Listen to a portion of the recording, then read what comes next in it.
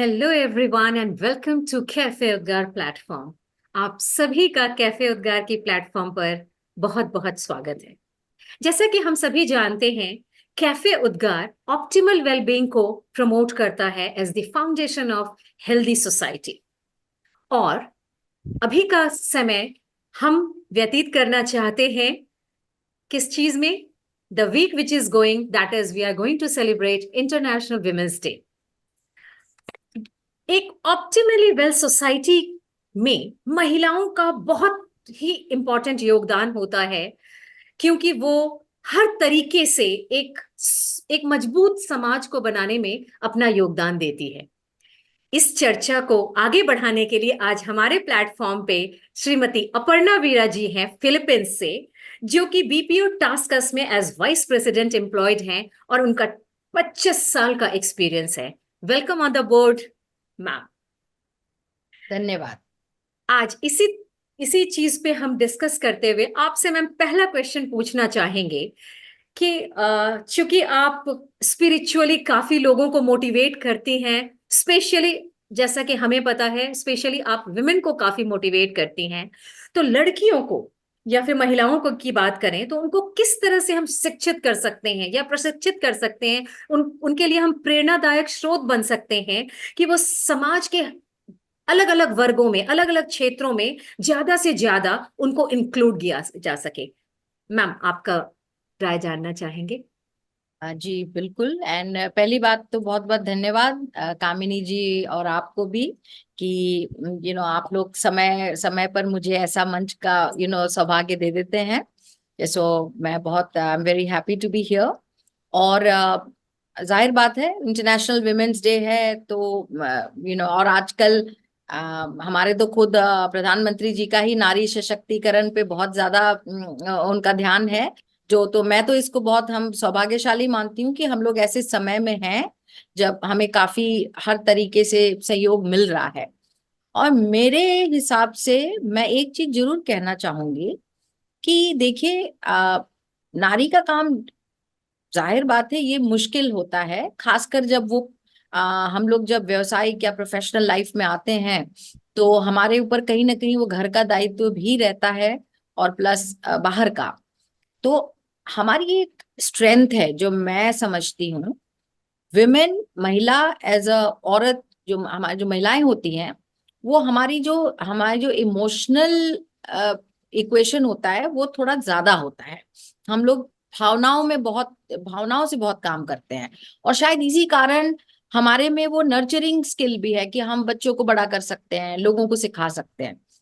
But जब हम व्यवसायिक जीवन में आते हैं तो मुझे लगता है कि हम ये भावना ज्यादा होना हमारे लिए कभी कभी नकारात्मक हो जाता है।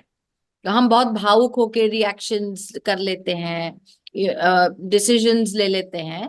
तो मुझे लगता है कि अगर हम इस भावना वाली जो हमारी, मैं इसको एक स्ट्रेंथ मानती हूँ, इस चीज को अगर हम थोड़ा सा चैनलाइज करके अपने अपने एडवांटेज में यूज करें तो हम सबसे अच्छा काम कर सकते हैं। और इसका उदाहरण मैं देना चाहूंगी कि जैसे देखिए, एक अगर भावनात्मक होकर हम ये समझें कि जैसे खासकर हम जब कॉर्पोरेट वर्ल्ड में हैं तो बहुत बार ऐसा होता है कि कभी हमारे कोलीग्स हैं, सबॉर्डिनेट्स हैं, बॉस हैं, हमारे विचार नहीं मिलते हैं। हम उसको ना पकड़ के अगर बैठ जाएं कि नहीं मुझे ऐसा ही करना है या इसने मुझे ऐसे बोला था, तो फिर वो हमारे अगेंस्ट में चला जाता है। हम्म। और पर इ- यही भावना को अगर हम थोड़ा सा अलग नजरिए से देखें, और ये कौन सा नजरिया मैं आपको बताती हूँ। जब एक महिला ही होती है कि देखिए वो जल्दी अपने बच्चों पे गुस्सा कम आता है। हमारे अपने जो प्यार करने वाले लोग होते हैं, बच्चे ही नहीं, पति है, भाई है, बहन है, हम कितना भी हमें डांटे कुछ बोले, हम में वो पेशेंस होता है कि हम नहीं, उसको हम बड़े तरीके से करें। ये चीज अगर हम अपने व्यवसायिक जीवन में लेकर आए या ऑफिस में, तो हम वी कैन राइज अबव। पता नहीं शायद मैं आर्टिकुलेट कर पाई कि नहीं, पर इस चीज को अगर हम थोड़ा सा पॉजिटिवली यूज करें तो हम बाकियों से अच्छा कर सकते हैं, हम बहुत अच्छे लीडर्स बन सकते हैं, हम लोगों को बहुत अच्छी कोचिंग कर सकते हैं, हम बहुत अच्छी गाइडेंस दे सकते हैं। तो मुझे लगता है कि जैसे मेरी अपनी लाइफ में मेरा एक मतलब विद ऑल ह्यूमिलिटी, पर मैं हमेशा, मुझे बहुत अच्छा कोच माना गया, क्योंकि मुझे वो बहुत पेशेंस होता था और मैं थोड़ा सा दूर तक समझ पाती थी, कि उसके बियॉन्ड, कि हो सकता है इसके घर में कुछ प्रॉब्लम है तो ये ऐसे कर रहा है, तो मैं इसको कैसे हेल्प करूं। So I think that is one strength. और दूसरा, मैं I try to make it short, पता नहीं हमारे पास कितना समय है, आप मुझे बिल्कुल बता दीजिएगा। दूसरा मैं ये कहूंगी कि आजकल देखिए क्या हो गया है, डाइवर्सिटी के चक्कर में बहुत लीडरशिप और बहुत रिक्वायरमेंट्स होती हैं सीनियर पोजीशन पे। ये हम ना थोड़ा सा विमेन, महिलाओं को मिल जा रहा है because there is a need. जैसे एक ऑर्गेनाइजेशन में एक मैंडेट है कि आपकी लीडरशिप में 30% वुमेन होनी चाहिए या 20%। तो उस चक्कर में कितनी बार मिल जाता है, बट बाद में वो सक्सेसफुल नहीं होते हैं। सो आई थिंक हमारा लक्ष्य ये होना चाहिए कि कोई हमें, ठीक है ये अच्छी बात है कि हमारे लिए एक 30% का या 20% की एक संख्या डाल दी गई है, but before that there should be a unanimous selection because मेरी काबिलियत है, not because I am a women. और ये चीज मैं पहली वाली बात से मैं इसको कनेक्ट करना चाहूंगी कि अगर हम अपने, हमारे में जो चीज है जो शायद एक पुरुष में कम है, ऐसा नहीं है कि उनमें भावनाएं नहीं होती हैं, बट हमारे में थोड़ी बहुत इमोशनल, भावुक होना, हमारी जो नर्चरिंग कैपेबिलिटी है ज्यादा होना, इनफैक्ट हम बहुत इन्वेस्टिगेटिव भी होते हैं। आप देखिए, हमें कोई चीज के तह में जाने में हमें बहुत आनंद आता है, हमें बड़ा अच्छा लगता है कि इसके बारे में, तो हम कभी कभी इसको थोड़ा सा आनंद के लिए भी करते हैं, थोड़ा सा टाइम पास भी कहा जाए। बट इन सब ये सारे गुण अगर हम अपने काम में ले आए तो आई एम श्योर कि हम बहुत अच्छा करेंगे। दूसरा, मैं एक चीज की पर्सनली मेरी ये मान्यता है कि मैं किसी पुरुष के साथ, मेरे में वो टशन या वो वाली फीलिंग नहीं होनी चाहिए कि because he is a man I should be better. Correct. In fact औरत में ही वो स्ट्रेंथ दिया गया है, नारी शक्ति में ही वो है कि वो पुरुष के कभी कभी अग्रेशन या जो वो बिना सोचे विचार जो काम करते हैं, तो उसमें हम, उस चीज में हम थोड़ा सा स्टेप इन करके, हम कदम बढ़ा के हम कह सकते हैं और हम उसको मैनेज कर सकते हैं। So we can be a great team resource. Right. कि हमारे अगर 5 मेल कोलीग्स हैं, हम 2 फीमेल कोलीग्स हैं, और इसका मैं एक छोटा सा उदाहरण जरूर हमेशा हर जगह देती हूँ कि आप देखिए, शिव, हमारे शिव को कितना महान माना गया है, डिस्ट्रॉयर भी वही है, सब कुछ वही है। पर उन्होंने क्रोध में क्या किया, गणेश जी के सर को काट दिया क्रोध में। पर माँ पार्वती ने क्या किया, उन्होंने जब देखा तो वो उस तरह रिएक्ट नहीं करी जैसे शिव जी ने करा। उन्होंने कहा ठीक है आपने ये गलत किया, पर फिर उन्होंने उसका एक सोल्यूशन निकाला, एक समाधान दिया कि ठीक है अब आप जाइए और कोई दूसरा जो सर इस लायक मिले, क्योंकि आप में वो क्षमता है, तो आप इनको फिर से कीजिए। और उसका नतीजा क्या निकला, गणेश जी। सो आई थिंक नारी शक्ति में वो काबिलियत है कि हम अपने मंजिल, हम अपने अपने आप को ही नहीं एक स्टीयर कर सकते हैं, बट हम पूरे अपने घर, समाज, एसोसिएशन, कंपनी, हम सबको लेके बहुत अच्छे से चल सकते हैं with a great team work approach, leadership and team work together. तो मैं यहाँ पे यू नो अपर्णा जी आपने अपर्णा जी आपने बिल्कुल अच्छी बात कही कि नारी के अंदर वो क्षमता है। एक्चुअली नारी को शब्दों में हम बांध नहीं सकते, वो असीम है, अनंत है। तो वो सब कुछ कर सकती है, वो कैपेबल है। ये जो वीक है वो इंटरनेशनल वीमेन वीक है, हम 8 मार्च को विमेन्स डे मनाएंगे। आ, इस वीक में हम कुछ उन स्त्रियों और महिलाओं से बात करने की कोशिश कर रहे हैं जो संस्कार, समाज और आम व्यक्ति के रोजमर्रा के जीवन में एक समन्वय ढूंढती हैं, एक सोच को ढूंढती हैं और एक सोच का संचार भी करती हैं। लेकिन प्रॉब्लम कहाँ पे है कि उस सोच को, जो उनकी जिस सोच का वो संचार करती हैं, उसकी एक्सेप्टेंस समाज में या देश में कितनी है, ये एक बड़ा क्वेश्चन मार्क है। पहला। दूसरा, जैसे आपने कहा, ये बहुत अच्छी बात है कि फीमेल्स को भी अपने राइट ब्रेन और लेफ्ट ब्रेन में एक बैलेंस क्रिएट करना है। हम ऑप्टिमली वेल सोसाइटी की बात करते हैं, तो बैलेंसिंग हमारी लॉजिक और इमोशन में भी होना चाहिए। लेकिन मैं आपसे जो दूसरा सवाल करना चाहूंगी, आप खुद भी एक लीडरशिप पोजीशन पे हैं, तो शायद आप इस अनुभव को ज्यादा अच्छी तरीके से हमारे साथ शेयर कर पाएंगी कि जैसा मैं देखती हूँ कि है, भागीदारी महिलाओं की हर क्षेत्र में बड़ी है, इसमें कोई दो राय नहीं है। पर जहां लीडरशिप पोजीशन की बात आती है, नेतृत्व करने की बात आती है, तो मैंडेट को छोड़ दीजिए या डाइवर्सिटी को छोड़ दीजिए। हमें तो प्रॉब्ली डाइवर्सिटी और मैंडेट से आगे बढ़ने की कोशिश ही नहीं करनी चाहिए महिलाओं को। हमें प्रॉब्ली ऐसे शिक्षित प्रशिक्षित करना चाहिए कि हम खुद उसके काबिल हों। आपको क्या लगता है कि महिलाएं अपनी कैपेबिलिटीज के बेसिस पे चुनी जाती हैं, या उन्हें आज भी इस पोजीशन को पाने के लिए, लीडरशिप की पोजीशन किसी भी इंडस्ट्री में पाने के लिए संघर्ष करना पड़ता है, स्ट्रगल करना पड़ता है, या अपने आप को प्रूफ करना पड़ता है? आपकी क्या राय है इसमें? मैं एक बात जरूर कहूंगी कि मैं 25 साल से प्रोफेशनल लाइफ में हूँ। एंड ये जरूर देखा मैंने कि पिछले करीब एक दशक से महिलाओं के लिए समाज में पहले से तो काफी दरवाजे अच्छे खुले हैं। और जो उसकी ये जो हमारी जो जनरेशन अभी जो मैं पिछले 15-20 साल से जो लोग अभी आगे बढ़े हैं, तो उसमें जो हमारे पुरुष भी कोलीग्स हैं, ये जरूर मैंने देखा कि अब ये बहुत कम हुआ है कंपेयर टू बिफोर। मैं जब शुरू की थी तब तो था कि बहुत क्लियर दिखता था कि पता नहीं कर पाएगी कि नहीं, वुमेन आदमी को ज्यादा कर पाते थे।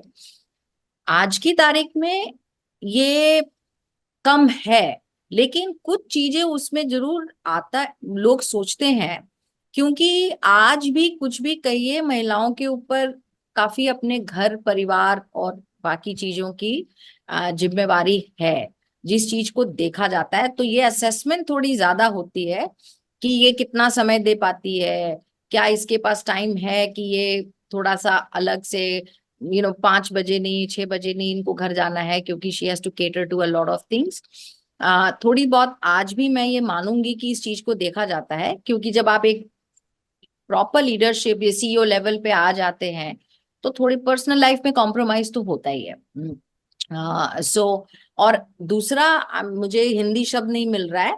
दूसरा ये देखा जाता है वल्नरेबिलिटी, ये जरूर देखते हैं, क्योंकि एक माना गया है कि women as by nature are very vulnerable, तो बहुत टॉप लेवल पे जाके वो कहीं प्रेशर पे सकम तो ब्रेक नहीं, डाउन ना हो जाए। हाँ हाँ। ब्रेक डाउन ना हो जाए।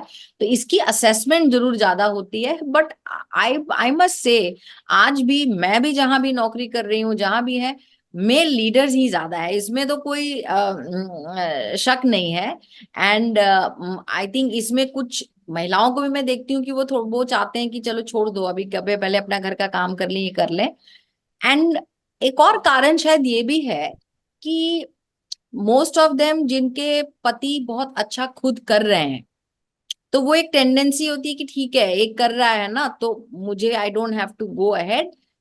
आई वुड से 25% महिलाएं हैं जो बहुत ही करियर ओरिएंटेड हैं कि कुछ भी हो जाए मुझे आगे करना। करना है। और आज अगर मैं देखूं तो 50% लीडरशिप तो मुझे बहुत कम मिलता है।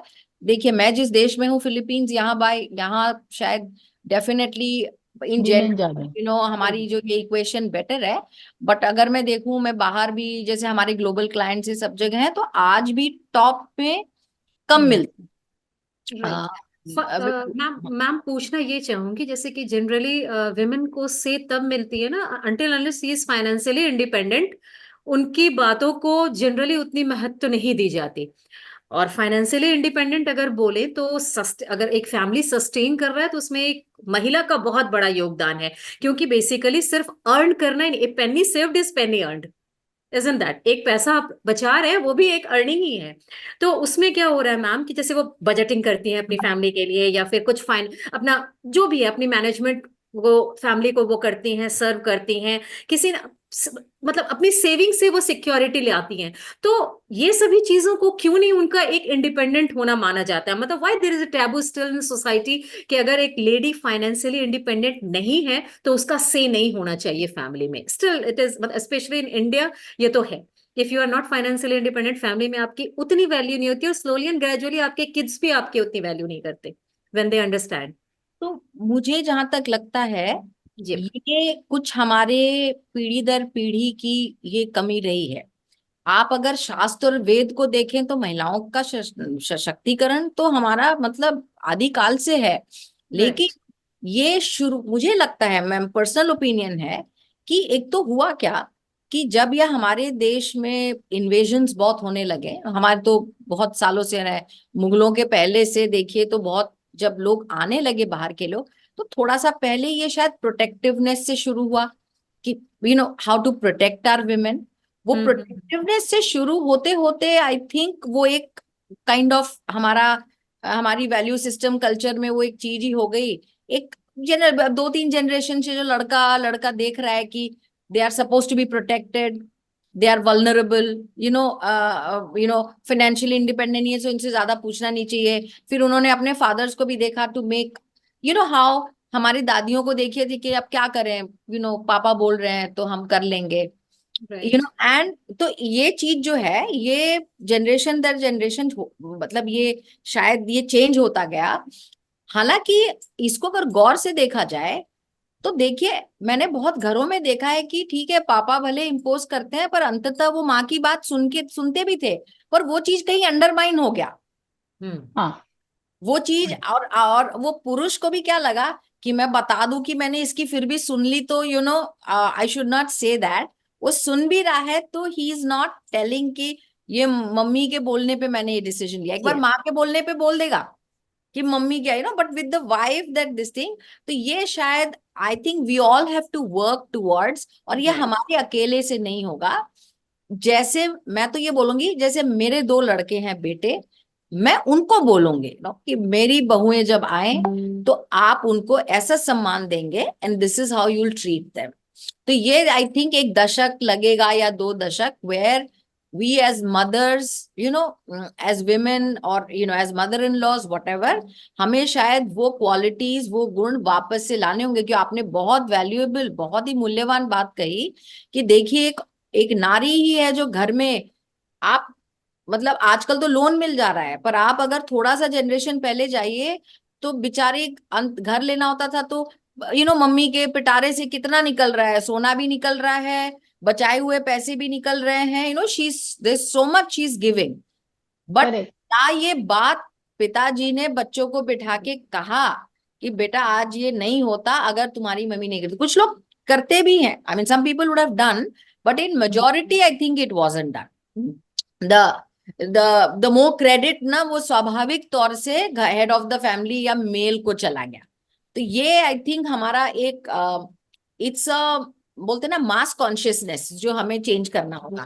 एंड आई थिंक इसमें हमारा ही, we'll only have to do it, I feel हम ही कर सकते हैं। जैसे मैंने एग्जांपल दिया कि मेरे 2 बेटे हैं, अब जब उनकी शादी होगी, होने वाली है, और बीवियां आएंगी, तो मैं ही सबसे पहले बहुत क्रेडिट दूंगी। I will make sure that this done. और उनमें भी ये फीलिंग नहीं लानी है कि तुम्हें वो आदमी बनना है, मैचो होना है, ओनरशिप होना है, तो you have to undermine the women.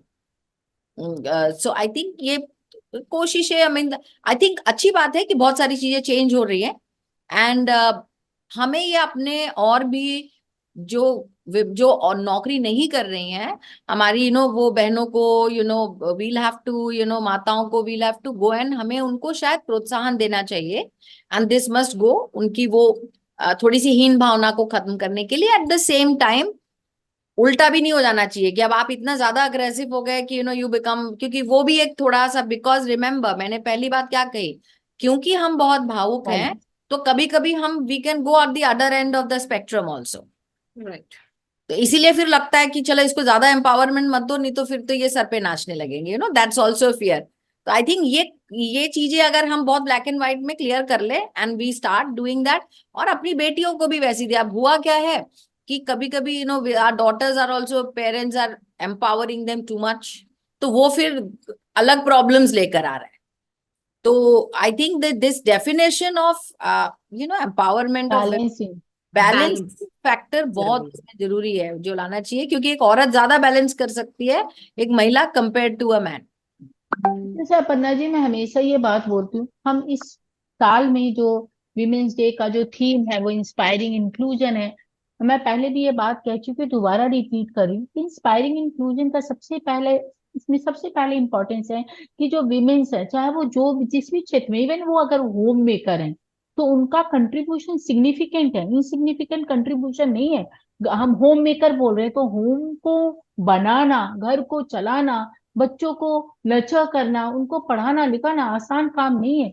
तो उनका कंट्रीब्यूशन सिग्निफिकेंट है, तो वो उसको ऐसे ना समझे कि अरे मेरा तो कुछ कंट्रीब्यूशन ही नहीं है। अपने वैल्यू और अपने वर्थ को पहचानो, अपने अंदर जो है वो कॉन्फिडेंस होना, सिक्योरिटी होना कि मैं अच्छी हूं और मैं अपने तरीके से अपने फैमिली के लिए और सोसाइटी के लिए कंट्रीब्यूट कर रही हूँ। ये एक फीलिंग होना बहुत इंपॉर्टेंट है। और जब ये फीलिंग होती है सिक्योरिटी वाली ना कि मैं ठीक हूँ, I am important, I am good, तो मैं प्रॉब्ली आसपास के लोगों में भी गुड देख पाती हूँ, आसपास की महिलाओं में भी अच्छा देख पाती हूँ, उनको कॉम्प्लीमेंट कर पाती हूँ कि भाई क्योंकि मैं खुद को कॉम्प्लीमेंट कर रही हूँ तो I will be able to complement other women also. तो एक तो पार्ट ये है कि इंस्पायरिंग इंक्लूजन का बात, और दूसरा जहां पे हम जेंडर इक्वालिटी की बात कर रहे हैं, तो ये जो है मेंटल रिकंडीशनिंग की जरूरत जो है वो प्रॉब्ली बचपन से है, चाइल्डहुड से। और ये मेंटल रिकंडीशनिंग जो है, मैंने पहले भी इस बात को एम्फेसाइज किया है, लेडीज का नहीं है, लड़कियों का नहीं है, बच्चों का है। बच्चे हैं, चाहे वो लड़का है या वो लड़की है, वो बच्चे हैं। और बच्चों की ये मेंटल रिकंडीशनिंग होनी चाहिए कि भाई आप दोनों बराबर हो, मेरी तरफ से आप दोनों को एजुकेशन की इक्वल अपॉर्चुनिटी मिलेगी, आपको मेंटरशिप की, ट्रेनिंग की, कोचिंग की, सब चीज की इक्वल अपॉर्चुनिटी मिलेगी, और आप अपनी कैपेबिलिटीज के बेसिस पे काम करेंगे। ऐसा नहीं है कि मैं लड़कों को बोली तेरे को तो खाना बनाने से कोई मतलब ही नहीं है, तुझे नहीं करना, वो दीदी करेगी या तेरी बहन करेगी, नहीं, आपको भी करना है। और मैं एक लड़की, बात कहूं इसमें कामिनी जी, हाँ जी सॉरी मैं बोलिए, बहुत उत्सुक हो रही हूँ बोलने के लिए। बोलिए प्लीज बोलिए। एक आई थिंक मैं बहुत महत्वपूर्ण बात जो कहूंगी, तो ये आपने एक बात कही कि औरतों में जो हीन भावना चली जाए या क्यों हो, तो एक चीज जो हमारे समाज में या हमारे संस्कारों में खत्म हो गया है, कहीं ना कहीं आध्यात्म खत्म हो गया है। तो आज की जो माताएं हैं या बहनें हैं या जो भी घर में है, आप देखिए मॉडर्नाइजेशन के चक्कर में उन्होंने अपने रूट्स खोकर they have stopped studying educating themselves. Studying and educating doesn't mean कि आपको कॉलेज की डिग्री लेनी है। करेक्ट। आप कोई भी हमारे, कोई उठा के विवेकानंद की बुक पढ़ ले, कोई करेक्ट। उठा के कुछ भी पढ़ ले, तो क्या होगा, जब आप में एक लेवल ऑफ आध्यात्म आएगा, आपका नेचुरल एलिवेशन होगा, यू विल राइज अबव, तो आप ऑटोमेटिकली, आपकी बात पूरा घर, हर कोई सुनने को तैयार होगा, because what you will talk will not be shallow. एक बड़ी इंटरेस्टिंग बात बताऊं कामिनी जी, आप भी शायद उसमें थी जब हम डिस्कस कर रहे थे, जब हम कह रहे थे कि हमारे संस्कार बताने चाहिए, बच्चों को बताना चाहिए, तो माताओं ने क्या पूछा उसमें, ये कहाँ से सीखे। मेरे लिए वो सवाल बहुत अटपटा था, कहाँ से क्या सीखे, आपसे सीखेंगे ना। तो ट्रू। आप पहले पढ़ोगे, आप याद कीजिए, आप और मैं जरूर इस बात को याद करेंगे, मेरी mummy, she was just a 12th pass, true. वो पूरा घर संभालती थी, और मेरे दादाजी ने मरने के समय उनको बागडोर दिया है, नॉट माय फादर। क्यों?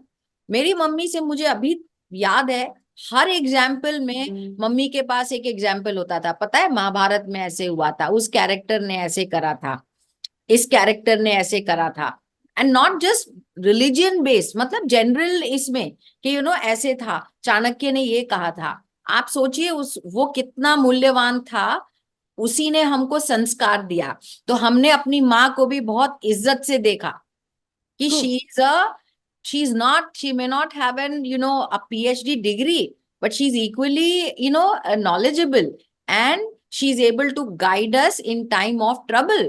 हमारे पिताजी को बताती थी कि नहीं नहीं, आपको ऐसा नहीं, आपको याद है जब पांडव एग्जाइल में थे, तो उन्होंने वनवास में थे, तो ऐसे में पे ऐसे हुआ था। They were constant this thing. मतलब आज भी आप मेरी माँ से बात कीजिए, and she will be able to give you examples of multiple things, because she was well equipped। how was that possible? by your own upliftment। तो मैं एक बात जरूर कहूंगी, आज की हमारी जो जितनी औरतें हैं, महिलाएं हैं, वी कैन से कि यू मे बी, बट कद्र और वैल्यू तभी आएगी when you self elevate your self. ये आपका 90% प्रॉब्लम खत्म हो जाएगा, दैट इज माई बिलीफ। अब पता नहीं आप, मतलब how logical and practical it sounds, but I am firm believer of that.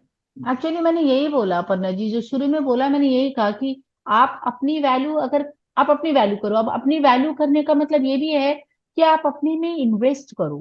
Correct. आप अपने आप को आगे बढ़ाने में, और आगे बढ़ाने का मतलब सिर्फ वो ऐसा नहीं कि आप किसी कंपनी में पोजीशन बढ़ा लो। हमारी पर्सनल ग्रोथ कितनी हो रही है, क्या हम जो पहले थे, आज से 5 साल पहले थे, उससे हम कितना आगे बढ़े, हमारी सोच कितनी बदली है, हमारे विचार कितने बदले, और हम अपने विचार से क्या आसपास के लोगों को इन्फ्लुएंस कर पा रहे हैं। तो ये इन्वेस्टमेंट भी करेक्ट।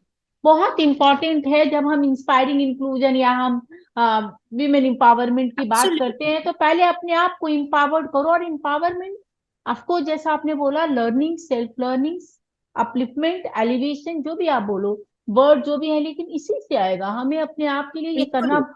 बहुत बहुत और जरूरी वो है। सिर्फ है ना पढ़ने, मैं खाली पढ़ने लिखने की बात नहीं कर रही हूँ। आपके पास आज अगर हॉबी है, आपको गाना गाना आता है, तो आप उसमें डॉक्टरेट कीजिए, आप पढ़िए, मतलब गाइए, because it is good for health also.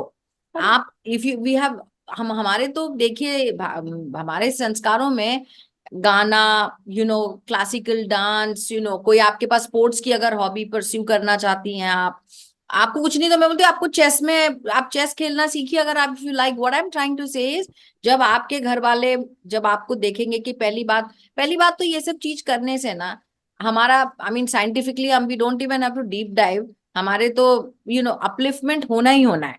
Because if your brain is being use rather than, तो वो हीन भावना भी खत्म हो जाएगी ना, कि ठीक है मैं पैसे नहीं कमा रही हूँ डायरेक्टली, बट मैं उस आधार तो हूं ना, मैं उस चीज की।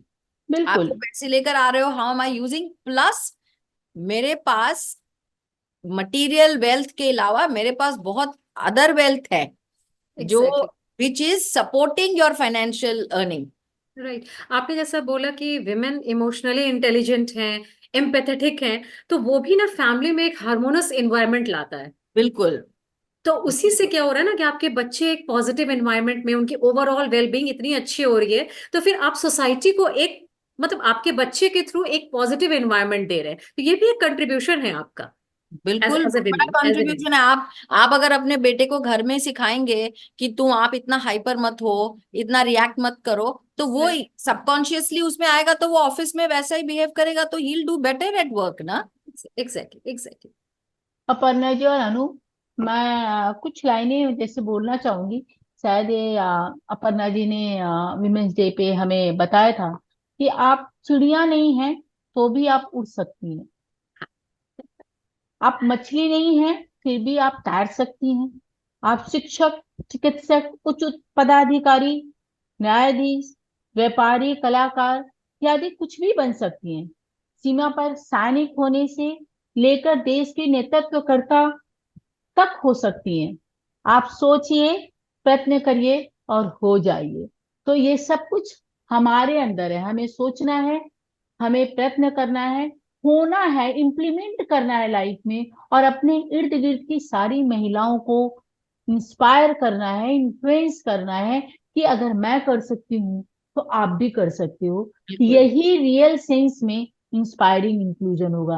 इन्हीं शब्दों के साथ, Aparna ji, thank you so much for sparing your valuable time. मुझे पता है आप बहुत बिजी रहते हो, पर फिर भी आपने हमारे लिए समय निकाला। Thank you so much. और बहुत कुछ सीखने को मिला।